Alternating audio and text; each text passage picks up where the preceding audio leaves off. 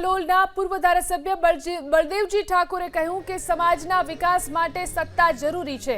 સત્તા વગર આપણે આગળ ન વધી શકીએ। સમાજની એકતાની વાત કરતા તેમણે મંચ પરથી પરસોત્તમ સોલંકીને યાદ કર્યા અને કહ્યું કે સમાજને જરૂર પડે ત્યારે પરસોત્તમ સોલંકી બનવું પડે। आज एक સાથે બધા બંધાયા છીએ તો પણ સમાજની ચિંતા આપણે બધાએ કરવી પડશે।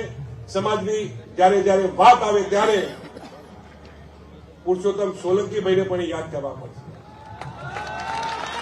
જ્યારે જ્યારે સમાજને જરૂર પડે ત્યારે પુરુષોત્તમભાઈ સોલંકી બનવામાં પણ ક્યાંય આપણે કચાશ ના મૂકીએ એવી પણ વિનંતી કરું છું।